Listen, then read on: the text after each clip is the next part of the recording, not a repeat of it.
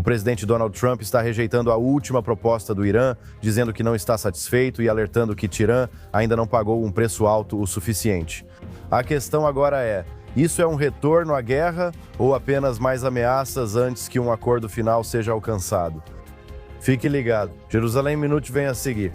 Bem-vindo de volta ao Jerusalém Minute aqui na JNS TV. Meu nome é Josh Hastan, aqui em Jerusalém. Alex Traiman está viajando esta semana. Ele está nos Estados Unidos em nome da JNS. Alex, a principal notícia: o presidente dos Estados Unidos, Donald Trump, afirmou na Casa Branca na sexta-feira que não está satisfeito com a última proposta do Irã para encerrar o conflito. Vamos conferir este trecho. Eles querem um acordo, mas não estou satisfeito. Vamos ver o que acontece. O Irã quer fazer um acordo porque eles basicamente não têm mais forças militares. E eles querem fazer um acordo, mas eu não estou satisfeito. Aí está o presidente Trump dizendo que o Irã quer fazer um acordo. Ele não está satisfeito com isso. Vamos ver o que acontece. Alex, qual a atualização mais recente sobre a situação com o Irã? Bem, parece que podemos estar caminhando de volta para um engajamento militar com o Irã. E eu acho que há vários fatores diferentes aqui. E, em primeiro lugar, quem está no comando no Irã, com quem você está negociando, quem tem a ganhar ou a perder se Donald Trump lançar uma operação militar dentro do Irã. Pode haver facções dentro do Irã e existem várias facções disputando o poder que podem se beneficiar se o presidente Trump lançar uma campanha militar, porque isso tiraria o poder das outras facções.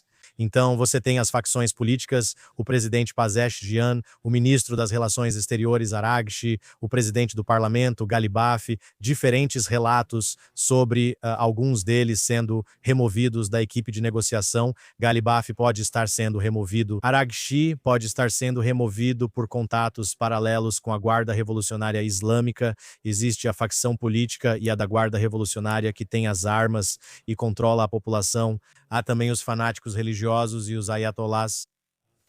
Mesmo nesses três grupos, pode haver facções diferentes, tornando incerto com quem você negocia. E se você não sabe com quem está negociando, se você lançar uma operação militar, isso não necessariamente faz com que a outra parte chegue a um acordo, porque você pode nem estar negociando com a parte certa. Alex, um dia antes, mesmo antes de revisar o plano, o presidente Trump disse que o Irã ainda não pagou um preço alto o suficiente pelo que fez à humanidade e ao mundo nos últimos 47 anos. Essa é uma declaração forte do presidente.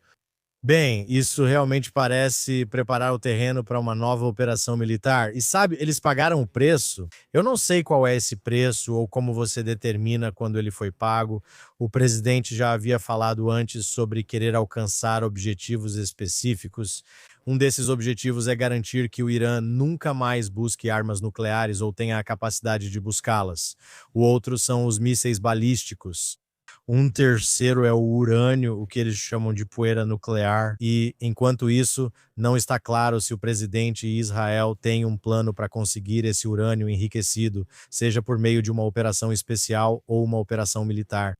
Lembre-se, algumas semanas atrás houve esse resgate de soldados no interior do Irã e uma pista de pouso aparentemente foi construída, segundo dizem, pelo Mossad, bem dentro do território iraniano.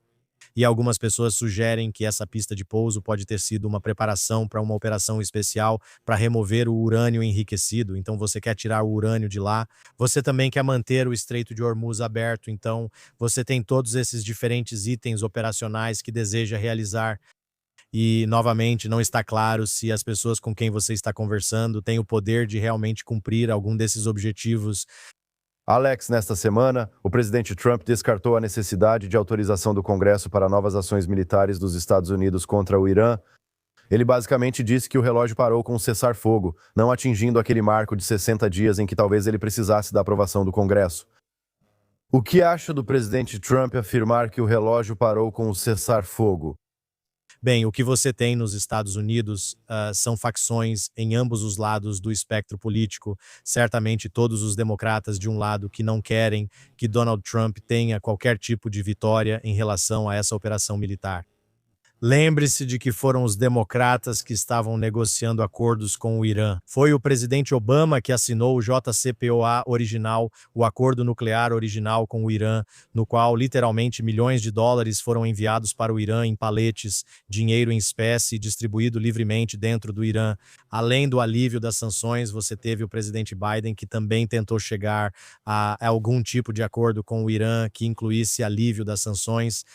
O presidente Trump adota uma abordagem militar com o Irã. Os democratas não querem que ele lance uma ação militar, nem que tenha sucesso, e por isso tentam impedir desde o início. Eles tentam invocar a lei dos poderes de guerra e afirmar que o Congresso deve aprovar operações militares que durem mais de 60 dias. O presidente Trump observou que presidentes anteriores não seguiram esse padrão e que esse é um padrão raramente utilizado. Enquanto isso, você tem um Senado republicano, uma Câmara controlada pelos republicanos, e eles rejeitaram a tentativa dos democratas de fazer a guerra parar. Você também tem, do outro lado do espectro, essa ala libertária de direita que também não quer que o presidente Trump se envolva em operações militares. Afirmam que o presidente Trump se candidatou prometendo não envolver os Estados Unidos em guerras eternas. Agora, nessa guerra, houve envolvimento militar por cerca de 6 semanas, ou seja, menos de 60 dias. O presidente Trump afirmou que o cessar-fogo prolongado reinicia o cronômetro, dizendo: Estou disposto a encerrar a operação militar, mas se não pudermos chegar a um acordo negociado, então ele pode decidir que não há outra escolha a não ser voltar à ação militar. Acho que mesmo que você volte a um engajamento militar, vai ser um pouco mais limitado do que as 6 semanas iniciais da campanha militar que Israel e os Estados Unidos lançaram juntos no final de fevereiro. Então, Alex, no fim de semana, o Irã respondeu aos comentários do presidente Trump e afirmou que um novo conflito com os Estados Unidos é provável. Segundo um alto oficial militar iraniano, eles culpam os Estados Unidos pelo impasse. As evidências mostram que os Estados Unidos não cumprem nenhuma promessa ou acordo. Isso é o que diz a AFP, citando um general de brigada do Guarda Revolucionária Islâmica. Ao mesmo tempo, na sexta-feira, o chefe do judiciário do Irã disse que a República Islâmica nunca se esquivou de negociações, mas não aceitaria a imposição de termos de paz. Irã responde ao presidente Trump. Vamos analisar os comentários iranianos. Bem, certamente qualquer comentário anônimo citado pela AFP, esse é um comentário com interesses próprios e não necessariamente tem relação com a realidade. Isso não necessariamente tem a ver com os grupos envolvidos nas negociações dentro do Irã ou nos Estados Unidos, nesse caso. Com relação a como isso termina, você percebe que o presidente Trump quer conseguir algum tipo de acordo negociado com o Irã quase a qualquer custo. E lembre-se, já falamos sobre isso várias vezes, o presidente disse que os iranianos nunca venceram uma guerra e nunca perderam uma negociação. O presidente dos Estados Unidos é autor de A Arte da Negociação. Ele quer um acordo e acredita que os iranianos tentarão superar o presidente dos Estados Unidos na negociação. Então, o que ele quer fazer é usar toda a influência que os Estados Unidos têm, que é a ameaça de uma força militar avassaladora e a capacidade comprovada de usar essa força. Que ele basicamente demonstrou que a América não é um tigre de papel e continuará disposto a escalar militarmente até colocar os iranianos de joelhos, implorando por algum tipo de acordo negociado. E ele também reconhece que a maneira de humilhar o regime iraniano é fazê-los concordar com um acordo negociado, algo que eles não querem fazer. Eles veem a negociação como uma forma de vencer os Estados Unidos, então o presidente Trump quer inverter esse jogo. Se ele tiver que usar força militar para chegar a um acordo negociado, ele fará isso. Mas eu realmente acredito que ele quer que seu legado seja ter negociado melhor do que os próprios negociadores. Então, ele vai continuar pressionando por algum tipo de acordo, mas não vai ceder. Ele não vai ceder em relação ao programa nuclear.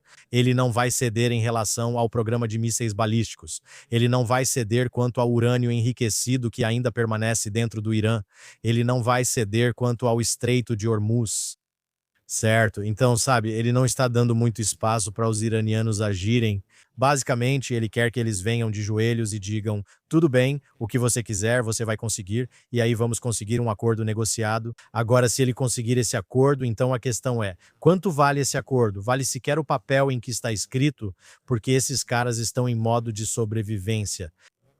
Seja qual for a facção no poder, só tenta se manter. Então, eles podem concordar com algum tipo de negociação para sobreviverem, para fazer com que algum dinheiro volte a circular dentro do país, mas isso não significa necessariamente que eles vão cumprir, se é que tem alguma intenção de cumprir o que assinarem e o que Trump quer. Alex, mais uma notícia sobre o presidente Trump, que está insatisfeito com a Alemanha e a chanceler Merz.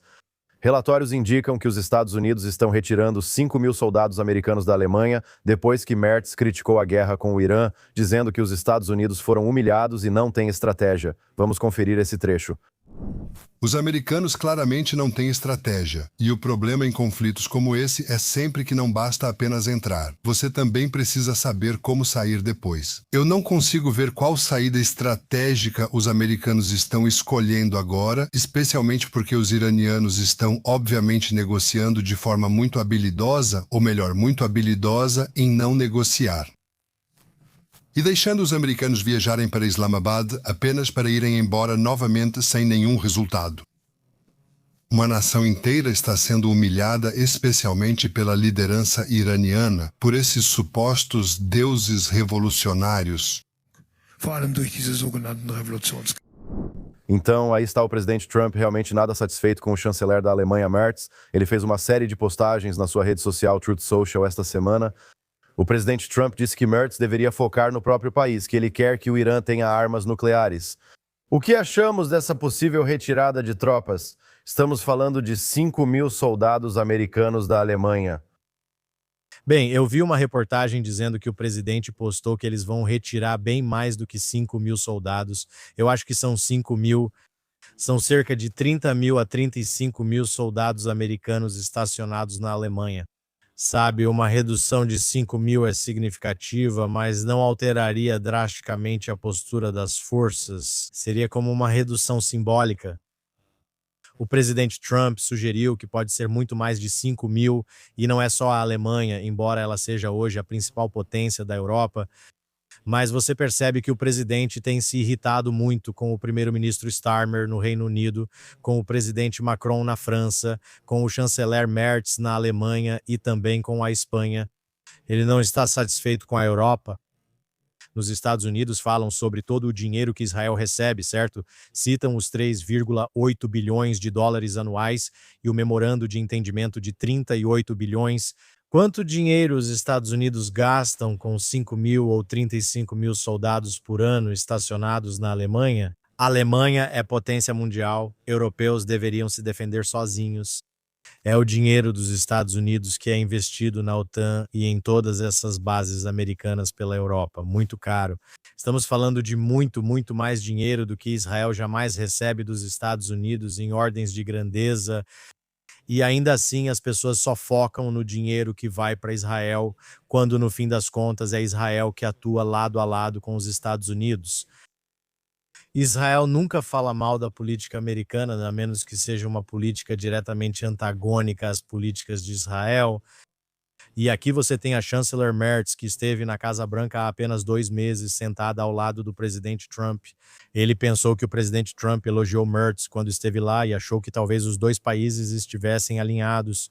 Talvez Merz fosse ser melhor do que uma antecessora como Angela Merkel, mas parece que o presidente realmente não está impressionado com nenhuma das declarações da Alemanha, França, Reino Unido, Espanha ou de outros países europeus. Alex, passando para o que está acontecendo aqui em Israel, o primeiro-ministro Netanyahu deve convocar seu gabinete de segurança a qualquer momento agora para discutir a situação com o Irã, a possível retomada da guerra com o Irã e também Gaza. Israel continua insatisfeito, pois o Hamas afirma publicamente que não vai se desarmar. Essa era uma cláusula do acordo, parte da segunda fase, que o Hamas deveria se desarmar. Eles afirmam abertamente que não vão entregar suas armas. Citação de fonte israelense afirma que o Hamas não cumpre o acordo de desarmamento. Algumas vozes que ouvi hoje cedo no rádio israelense disseram que pode ser o momento de Israel atacar o Hamas com força e acabar com o que restou deles, porque as coisas não estão avançando em relação à próxima fase do acordo de cessar-fogo com o Hamas. Tudo o que você viu é que tem havido combates. Israel tem travado uma campanha em etapas contra o Irã e todos os seus grupos terroristas aliados. Isso começou claramente, obviamente, em 7 de outubro, com o ataque do Hamas a Israel, e então Israel respondeu na faixa de Gaza com toda a operação militar ali, mas vimos isso em determinado momento. Depois que avanços foram feitos em Gaza, a questão de Gaza foi deixada de lado, enquanto Israel então começou a lidar de forma mais séria com o Hezbollah no sul do Líbano. E então essa questão também foi congelada e parecia que essas duas frentes estavam basicamente em fogo brando. E então tivemos a Operação Fúria Épica e Leão Rugente no Irã. E foram 6 semanas de guerra lá. Depois, a frente libanesa, a frente do Hezbollah, se abriu novamente em Israel. Agora há um cessar-fogo, mas não exatamente. Há um cessar-fogo em Gaza, mas não é um cessar-fogo total. Há um cessar-fogo com o Irã, mas lá também não é exatamente um cessar-fogo. Então, você realmente poderia ter uma escalada em qualquer uma das 3 frentes agora. No momento, parece que a frente do Hezbollah é a mais ativa, mesmo sendo um suposto cessar-fogo. Eu diria que lá, sabe, estávamos conversando na semana passada e na anterior sobre negociações históricas entre Israel e Líbano. Não parece que houve qualquer avanço nesse sentido. E como isso continua, sabe, em segundo plano e sem saber o que vai acontecer com o Irã, existe a possibilidade de que Israel possa agora voltar para Gaza. A grande questão é se Israel deve voltar para a faixa de Gaza. Certamente o Hamas não está cumprindo o que concordou fazer como parte daqueles 20 pontos que eles aceitaram no cessar-fogo. Essa é novamente uma política de sobrevivência do Hamas, concordar com qualquer coisa para que Israel pare de lutar. Certo? Então eles concordaram com isso. Eles concordaram em se desarmar, em desmilitarizar a faixa de Gaza se Israel se retirar. Agora, o que Israel fez, que eu acho que foi uma grande vitória, foi dizer: bem, nós não vamos nos retirar completamente, nós vamos nos retirar até a metade e manter o controle sobre 53% de Gaza, e nós não vamos nos retirar mais, a menos que haja uma reconstrução, a menos que haja, uma desmilitarização e o desarmamento do Hezbollah, e não vai haver nenhuma reconstrução em nenhuma parte da faixa de Gaza enquanto o Hamas ainda estiver lá. Agora, Israel poderia simplesmente dizer: sabe de uma coisa? Se não quiserem se desarmar e não quiserem desmilitarizar a faixa, então vamos apenas manter essa posição que temos, que é uma posição de força, uma posição que impede que qualquer comunidade dentro de Israel seja afetada pelo que está acontecendo em Gaza, e simplesmente deixar o Hamas e os habitantes de Gaza amargarem nos 47% da faixa que eles controlam. Israel poderia entrar. Eles poderiam retomar a operação militar e atacar os operativos do Hezbollah, mas como o Hezbollah atua dentro da faixa? Bem, o controle deles sobre a população é imposto por homens com metralhadoras, e o que fazem? Se escondem em túneis. Eles se escondem entre a população civil, eles se escondem em escolas, eles se escondem em mesquitas, eles se escondem em hospitais. Então, se Israel fosse voltar lá para tentar pegar as armas restantes, RPGs, destruir os túneis restantes que estão lá, eles vão começar a se envolver em tiroteios dentro de centros populacionais. Quero dizer, eu nem quero chamar de cidades. Pode haver acampamentos de tendas, mas eles vão ter que lidar com o que a comunidade internacional vai chamar de civis inocentes, que basicamente vão servir de cobertura para os operativos do Hamas. Eles vão relatar de novo que civis e crianças palestinas inocentes estão sendo mortos, o que vai parecer terrível para Israel e para a comunidade internacional. E também é provável que soldados possam se ferir. Então, vale a pena sofrer perdas de soldados para eliminar as armas que o Hamas mantém? Vale enfrentar a condenação internacional? Neste momento, existe um status quo e Israel não está recebendo muita atenção por manter as coisas como estão, sem contar que talvez os habitantes de Gaza e o Hamas deveriam perder a terra que Israel agora controla. Então, se Israel avançasse e eliminasse o Hamas de uma vez por todas, o que teria um custo tremendo, o custo diplomático, o custo das vidas de soldados israelenses que poderiam ser perdidas, eles teriam que se retirar do território depois disso. Talvez seja melhor para Israel manter sua posição atual. Esses são os tipos de cálculos necessários. E não vamos esquecer que todos esses cálculos estão sendo feitos às vésperas de uma eleição israelense. Então, como essas decisões se desenrolam e como essas decisões e a forma como elas se desenrolam são assimiladas pela sociedade israelense? Pode ser o fim do mandato de Netanyahu ou a jogada que o recoloca no cargo por mais 4 anos. Então, há muitas variáveis em jogo: Gaza, Líbano, Irã e as eleições, tudo isso interagindo. E Netanyahu, eu diria, soube lidar com todas as diferentes questões das várias administrações dos Estados Unidos, o início do governo Biden, depois Trump, Gaza, Hamas, Hezbollah, Líbano, Irã, os Houthis. Ele realmente tentou de forma magistral. Ele tentou navegar de forma magistral por todas essas situações muito complicadas e claramente o trabalho não está terminado. Alex, com todos esses fatores em jogo que você acabou de descrever em todas as frentes, Gaza, Hezbollah, Líbano, Irã, não há dúvida de que Israel está se armando militarmente para o que pode vir a seguir.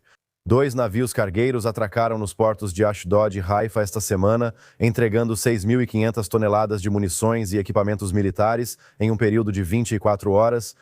Este é equipamento militar dos Estados Unidos e seus fornecedores globais.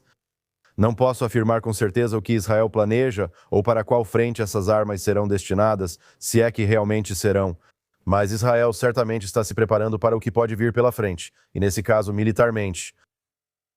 Bem, Israel precisa se preparar para a próxima guerra, seja lá quando ela acontecer. Essa guerra pode ser na próxima semana, certo? E há uma grande possibilidade disso. Você pode estar numa guerra no Irã na próxima semana ou ao longo da próxima semana. Você pode estar em uma grande operação terrestre no Líbano dentro da próxima semana. Você pode enfrentar uma grande guerra em Gaza novamente dentro de 1 ou 2 semanas. Também pode haver conflito nos 3 lugares, tudo pode explodir de novo.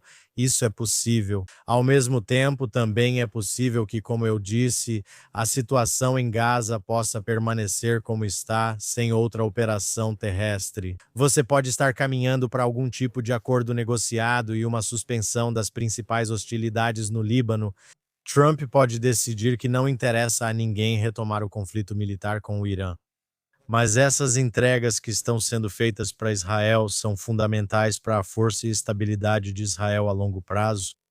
Você está em uma situação com os Estados Unidos agora em que tem o presidente mais pró-Israel que você poderia ter. Você tem o secretário de Estado mais pró-Israel que você poderia ter. Você tem o secretário de Defesa mais pró-Israel que você poderia ter. E se você fizer as contas e olhar para a situação dos 2 lados do espectro político, ambos à direita do presidente, chame isso do que quiser, tipo woke, certo? Esse libertário isolacionista, certo? Ou o Partido Democrata, que acabou de ter 40 senadores votando, não só para bloquear a ajuda militar a Israel, mas para bloquear a venda de armas para Israel, dizendo: nós nem queremos que Israel compre armas de nós. Ok. O que isso significa? Isso significa que Israel precisa encontrar alguma maneira de construir sua própria capacidade de fabricação de armas, mas, no curto prazo imediato, estocar o máximo que puder. Compre o máximo de armas que você puder dos Estados Unidos agora. E esse espectro de guerra, estando ainda no meio de uma guerra, antes que todas as frentes tenham sido oficialmente encerradas de uma vez por todas, é a oportunidade exata para estocar o máximo possível. Então é isso que você está vendo acontecer. Na verdade, isso está colocando Israel em uma posição muito, muito forte. Não só para possivelmente retomar um conflito imediato com o Irã e seus grupos terroristas aliados, mas também para criar dissuasão israelense contra outras facções. Mais tarde, seja a Turquia, seja o Egito, quem quer que seja no futuro, seja Al-Shara e suas facções, Síria, quem quer que possa ser. Israel pode não estar seguro mesmo após a eliminação do Irã e seus grupos aliados, por isso é preciso estocar armamentos e ser forte. E Israel está fazendo isso o mais rápido que pode, enquanto, por outro lado, tenta descobrir como construir a capacidade de se abastecer no futuro, porque você nunca sabe se vai poder depender dos Estados Unidos depois que este presidente sair do cargo. Com certeza, Alex. Agora vamos focar na situação do Líbano, na fronteira norte de Israel. Na última quinta-feira, a Embaixada dos Estados Unidos em Beirute pediu diálogo direto entre Líbano e Israel, afirmando que o Líbano tem uma oportunidade histórica de retomar sua soberania e definir seu futuro. Então, há esse cenário. Ainda assim, tivemos discussões entre Israel e Líbano nos Estados Unidos nas últimas semanas, mas, ao mesmo tempo, os fatos no terreno mostram o Hezbollah atacando Israel e Israel respondendo: tecnicamente, estamos em um cessar-fogo. As forças de defesa de Israel informaram que soldados acharam mais de 7.500 armas do Hezbollah no sul do Líbano. O Hezbollah está lançando foguetes e drones explosivos praticamente o tempo todo durante esse chamado cessar-fogo, ao qual o Hezbollah nem sequer adere. Na sexta-feira, as forças de defesa de Israel eliminaram terroristas do Hezbollah que se aproximavam das tropas e desmontaram mais de 50 instalações do grupo no sul do Líbano. Então, mesmo com esse chamado cessar-fogo em vigor, há muita ação praticamente o tempo todo entre Israel e aquela organização terrorista, o Hezbollah, no sul do Líbano. Bem, é possível argumentar que o presidente Trump pressionou Israel a entrar em um cessar-fogo no sul do Líbano antes que eles sentissem que estavam prontos para esse cessar-fogo. Ou seja, havia mais informações de inteligência sobre mais alvos e mais capacidade de enfraquecer o Hezbollah. Agora, o presidente está correto e Israel também identificou isso, que existe uma oportunidade histórica com o Hezbollah enfraquecido de entrar em algum tipo de acordo negociado com o governo do Líbano. Israel deixou claro que o governo do Líbano não é seu inimigo, mas sim o Hezbollah, que também é inimigo do governo libanês. Se o Hezbollah não estivesse lá, o Líbano poderia facilmente entrar em algum tipo de normalização negociada com Israel. Claro, já que o enfraquecimento do Hezbollah permitiu essa oportunidade, e assim o Hezbollah, que ao ser enfraquecido, deu oportunidade para essa negociação. Embora estejam enfraquecidos, não estão completamente fora de combate. Então eles vão continuar tentando minar essas negociações, atirando contra Israel. E quando eles atiram contra Israel, o que Israel vai fazer? Israel vai revidar. Quando Israel revida, o que o Hezbollah espera é que o governo libanês fique irritado. Mas enquanto isso, quanto mais Israel continua a desgastar o Hezbollah, maior é o serviço que eles estão realmente prestando a longo prazo para o povo libanês e para o governo libanês, mesmo que isso não pareça assim no curto prazo. Eliminar o Hezbollah será benéfico para toda a região, principalmente para o povo libanês. A outra parte disso é que agora existe uma nova definição de cessar-fogo, certo? Porque cessar-fogo significa que os inimigos dos grupos terroristas ligados ao Irã podem atirar um pouco, mas não vão atacar Israel com força total. E Israel vai realizar operações pontuais. Vimos que o presidente disse que pediu para Israel não destruir prédios inteiros, talvez pegar um pouco mais leve. Sabe, isso é só conversa, né? O presidente entende que é do interesse de todos que Israel continue a enfraquecer o Hezbollah e, com sorte, depois disso vai haver algum tipo de acordo negociado histórico, mas só quando o trabalho estiver feito e só uma vez. O Hezbollah não pode mais ter poder para realmente sequestrar o governo libanês e o povo libanês e também para ameaçar Israel.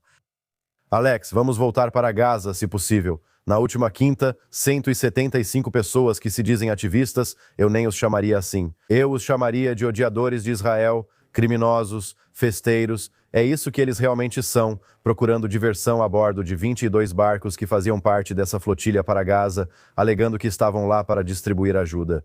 Eles foram apreendidos pelos militares israelenses perto da ilha de Creta. De acordo com o último relatório, 2 dos líderes desse grupo foram levados para Israel hoje para interrogatório. O embaixador Mike Huckabee chamou isso de Cruzeiro do Preservativo. E o motivo é porque, quando as tropas das FDI, os marinheiros, subiram nos navios, eles viram preservativos sendo distribuídos para as pessoas lá, drogas pesadas. Quero dizer, isso é um cruzeiro de festa. É exatamente isso, disfarçado de algum tipo de operação humanitária, com Mike Huckabee dizendo que eles são idiotas úteis.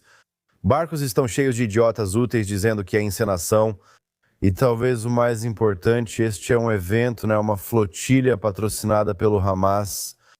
Mas a Marinha de Israel está apreendendo todos os barcos e prendendo os líderes. Vamos ver como essas pessoas vão ser tratadas. Imagino que vão receber um sanduíche e, eventualmente, serem mandadas de volta para casa. Mas é isso que estamos vendo aqui. E, claro, Israel é quem acaba sendo responsabilizado. Já vimos isso antes. Acusam Israel de agir errado, violar o direito internacional e apreender barcos. Mas isso é totalmente falso. É um grande espetáculo midiático sobre Gaza, chamado Cruzeiro do Preservativo. Gostei desse nome. A flotilha da lei. É um final emocionante. O que vamos dizer aqui, eles vão usar qualquer espetáculo, qualquer encenação que puderem para tentar prejudicar Israel diplomaticamente. Israel fez um ótimo trabalho aqui. Eles estão ficando muito mais espertos sobre como podem coletar informações, usar drones e interceptar essas flotilhas com muita facilidade. Eles não estão deixando que cheguem nem perto das águas internacionais de Israel. E essa é a Marinha de Israel fazendo um ótimo trabalho aqui para evitar esse espetáculo. Com certeza. Eu seria negligente. Estaríamos sendo negligentes se não citássemos esse cruzeiro, o navio do amor, como você chama, com esses anti-Israel e antissemitas tentando ficar a bordo. Sentimos falta da Greta. Ela esteve aqui? Ela não estava nessa. Talvez na próxima. Eles nunca vão desistir dessas bobagens. Vamos analisar a política interna de Israel na última semana. Os ex-primeiros ministros Naftali Bennett e Yair Lapid anunciaram que estavam unindo seus partidos em uma lista conjunta chamada Bayashad, ou juntos para unificar a oposição centrista e desafiar o primeiro-ministro Benjamin Netanyahu. Então, os dois ex-primeiros ministros se reúnem novamente. Ainda não se sabe quem mais integrará a liderança do partido. Mas o que pensar dessa tentativa de derrubar o governo atual em Israel? Bem, nós vemos isso. Deveria dizer por meio de eleições, formando esse partido para derrubar. Certo, é um truque eleitoral. E eles dizem em Israel, Pam Shlishi Glida, na terceira vez é sorvete. Em inglês americano você diria, a terceira é a vencida. Em 2013, o primeiro-ministro Netanyahu venceu uma eleição e Naftali Bennett estava concorrendo como líder na época do partido de direita Yamina. E ao invés de formar um governo de direita com os partidos religiosos, o que Naftali Bennett fez foi se aliar a Yair Lapid, do partido Yesh Atid, que realmente apareceu naquela eleição pela primeira vez, e disse: a única forma, segundo Bennett, de eu entrar no governo é se você trouxer Lapid junto. E foi isso que aconteceu. Netanyahu não foi com seus parceiros naturais porque precisava de Bennett e de seus poucos votos.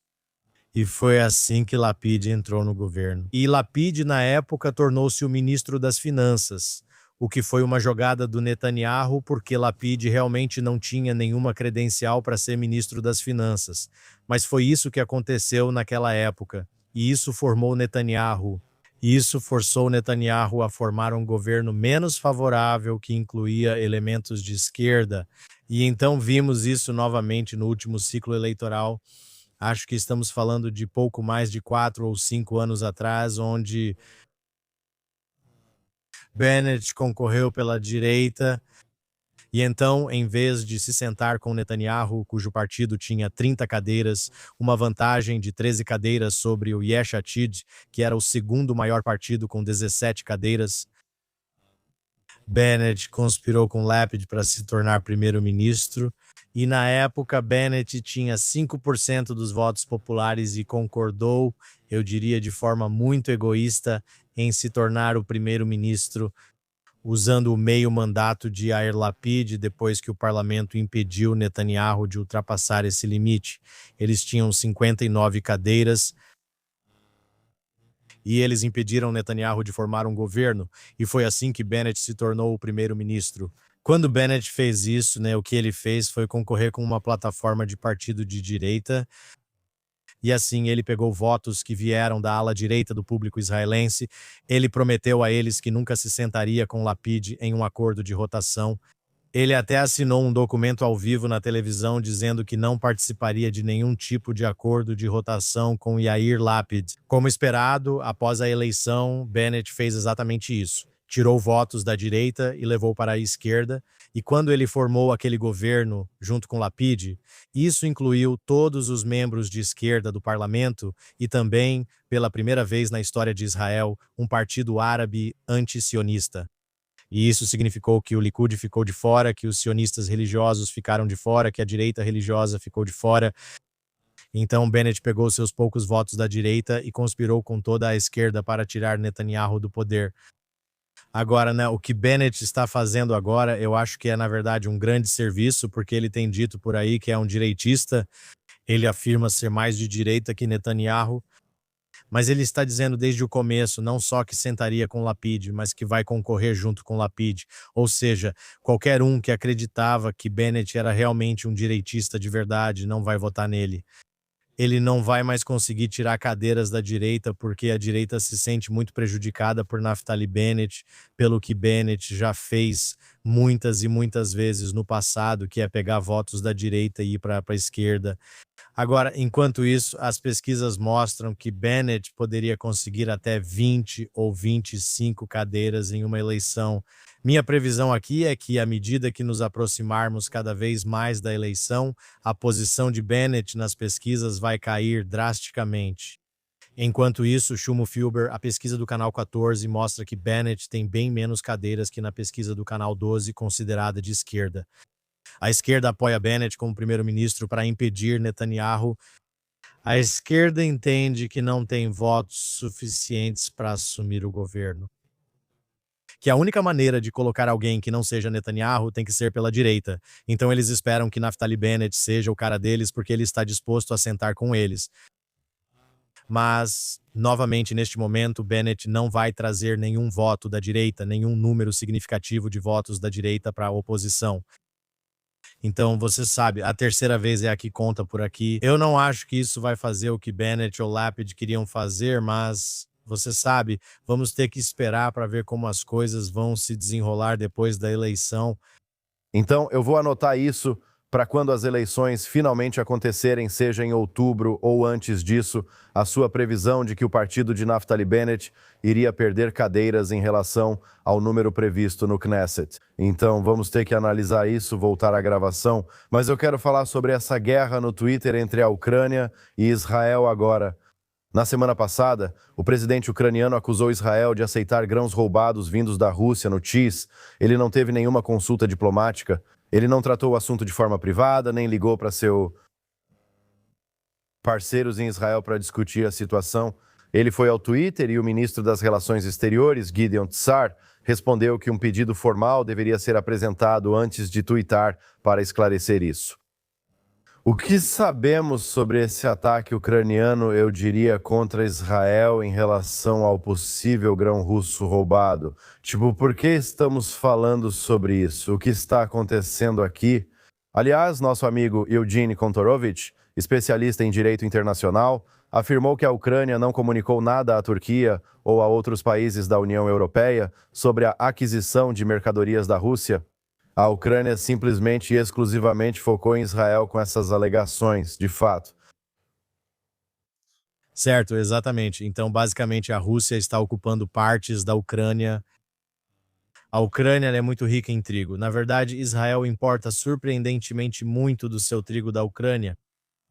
E então, essa é a segunda vez no último, acredito, ano ou algo assim, talvez nos últimos 2 anos, que a Ucrânia está sugerindo isso.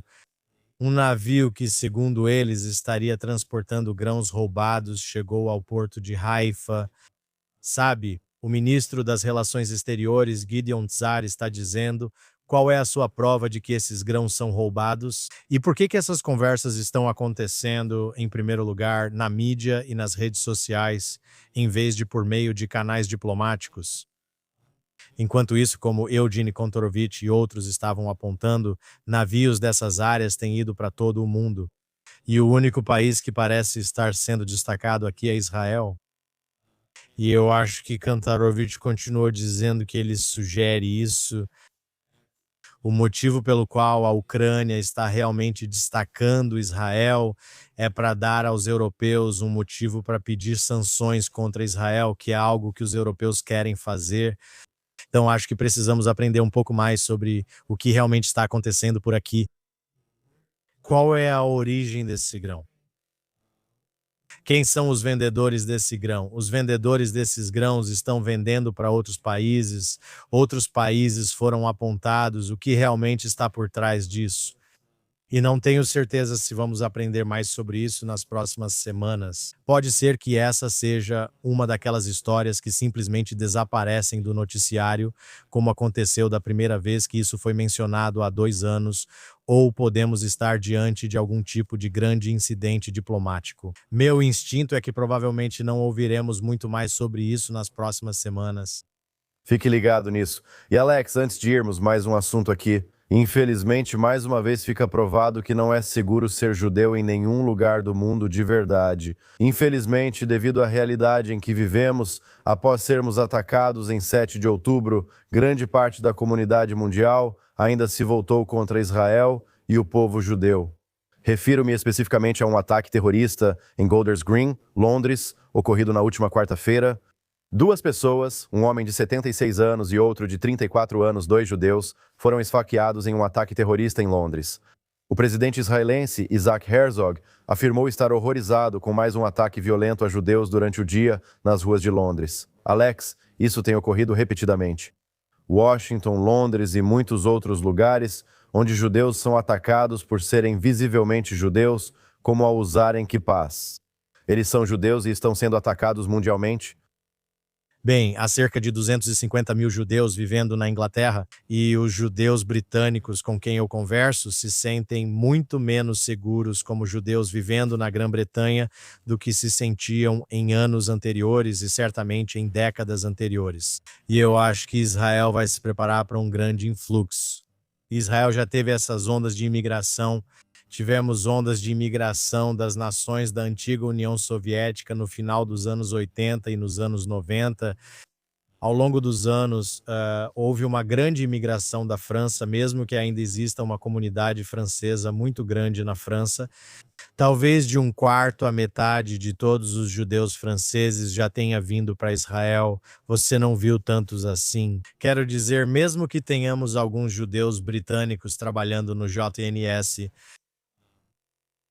mas acho que você vai começar a ver um número crescente de judeus do Reino Unido imigrando para Israel, porque lá já não é seguro.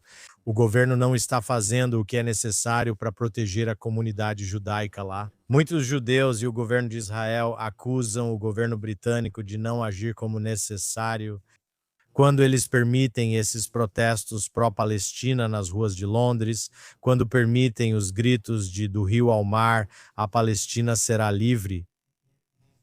Esses protestos estão levando à violência, né? E algumas pessoas estão chamando isso de incitação à violência. Não sei se é incitação direta à violência contra judeus no Reino Unido, mas isso está acontecendo. E não há mais como amenizar isso. Muitos judeus, seja em Leeds, seja em Manchester, seja em Londres, simplesmente não se sentem seguros.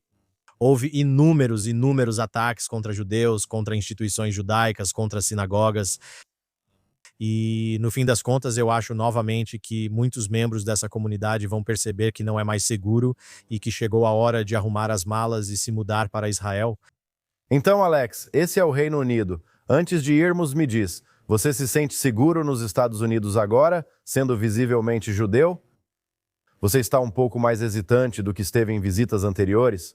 Ou você acha que está tudo bem seguro e se sente confiante neste momento? Bem, sabe, eu acabei de chegar há algumas horas aqui em Boston e logo estarei em Nova York, na Filadélfia e em Nova Jersey.